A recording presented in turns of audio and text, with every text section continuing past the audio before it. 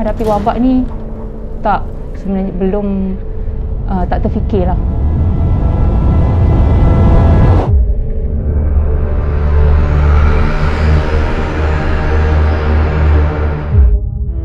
Mula-mulanya kita agak kelang kabut lah bila mula-mula kita berjumpa dengan situasi macam ini, sebab kita ada prosedur yang kita baru nak perkenalkan.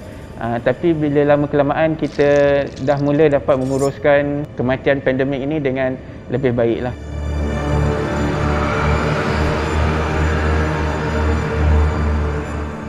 Semasa ujung wave ketiga, kes kematian COVID menurun. Tetapi apabila start pada musim wave yang keempat, kematian disebabkan COVID adalah secara mendadak. Kami terpaksa untuk bekerja lebih daripada sepatutnya.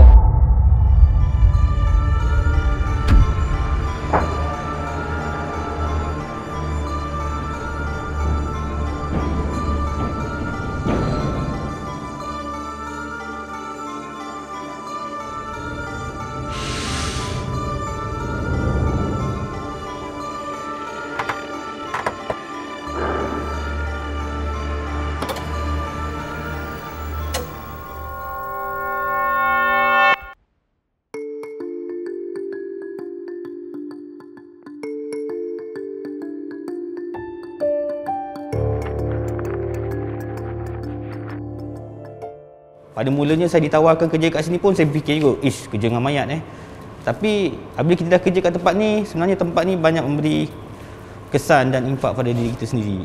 Pengalaman dengan mayat-mayat COVID ni sebenarnya satu yang sukar lah. Maksudnya kita rasa macam sedih dengan waris. Sebab bila waris tak boleh jumpa dengan jenazah tu. Yalah, kita sebagai waris tak dapat tengok orang yang kita sayang. Satu benda yang rasa orang macam sedih, memang menangis lah dia orang kat depan tu kan.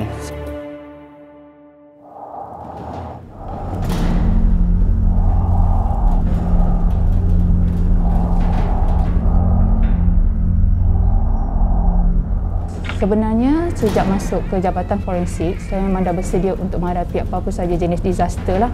Iaitu kita akan menerima banyak kes sekaligus untuk dibuat bersiasat ataupun tidak. Cuma untuk menghadapi wabak ni tak, sebenarnya belum tak terfikirlah yang kita betul-betul akan menghadapinya. Cabaran pertama yang saya hadapi untuk kita handle kes-kes macam ni ialah tanggungjawab. Sebagai seorang pegawai perubatan, kita bertugas menggalas tanggungjawab sebagai ketua tim, ketua pasukan kita untuk handle jenazah COVID ni. Jadi kita perlu pastikan bahawa kita punya staff semua terlindungi daripada kena jangkitan COVID ni, kerana kita sangat berisiko. Dan juga kita juga handle direct dengan waris. Kita perlu pastikan waris faham dan bertenang untuk menerima berita tentang kematian COVID ni lah. Sebenarnya sukar untuk saya kongsikan. Mungkin ini kali pertama saya menjejakkan kaki di rumah mayat dan sebenarnya agak kurang selesa dengan bau ini.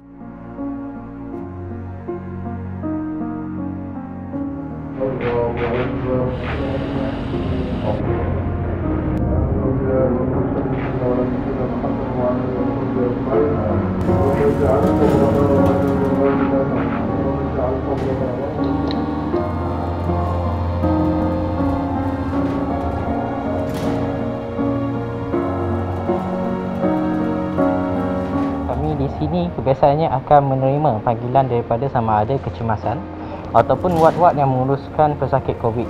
Berdasarkan Annex 20, sebenarnya kami membenarkan waris untuk membuat tatapan terakhir pada jenazah, tapi dengan syarat yang agak ketat lah. Dan tidak pada jumlah yang ramai, mungkin kami hanya benarkan seorang atau dua orang sahaja waris terdekat untuk membuat pengecaman, dan juga dimestikan memakai pakaian PPE seoptimum yang mungkin, yang berada lebih kurang 1 hingga 2 meter daripada jenazah untuk tatapan terakhir.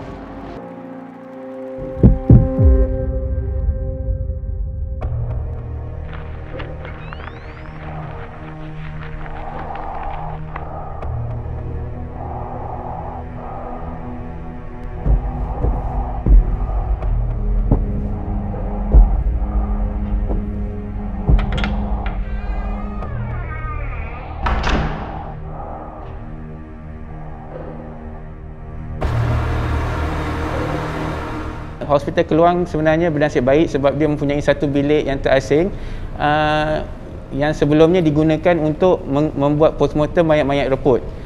Pintu tu sebenarnya kita panggil airlock. Supaya kita dapat mengurangkan percampuran udara lah di antara bilik dalam negative pressure tu sendiri dengan bilik di luar ruang udara. Jadi kita gunakan airlock tu untuk pastikan bahawa udara tu benar-benar terasing. Suhunya biasanya kita monitor di bawah 22 darjah Celsius. Adalah supaya untuk kita menghadkan pergerakan mayat tu. Jadi bila kita masukkan mayat tu untuk proses autopsi, kita selesaikan semua pengurusan mayat dalam bilik yang sama juga.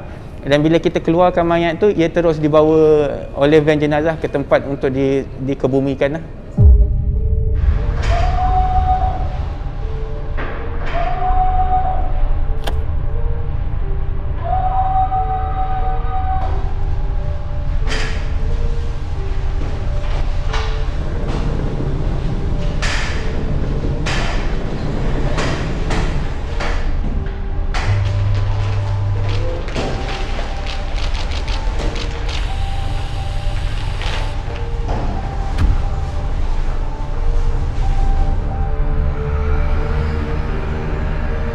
Saya telah menerima arahan daripada pihak polis untuk melakukan bedah siasat ke atas jenazah seorang lelaki warga asing yang telah dibawa mati daripada rumah dan disyaki COVID. Ujian PCR awal yang telah kami ambil menunjukkan bahawa PCR tersebut positif. Kebiasaannya kami akan melakukan pemeriksaan luaran termasuk mengambil sampel dan juga kita akan teruskan dengan pemeriksaan dalaman. Bagi jenazah yang telah disahkan mati oleh pihak hospital seperti di ICU ataupun di ward-ward COVID, kebanyakan jenazah tersebut tidak perlu untuk dilakukan postmortem, melainkan jika dibawa mati oleh pihak polis dan pihak polis meminta kami pegawai keluarga untuk melakukan bedah siasat ke atas jenazah tersebut.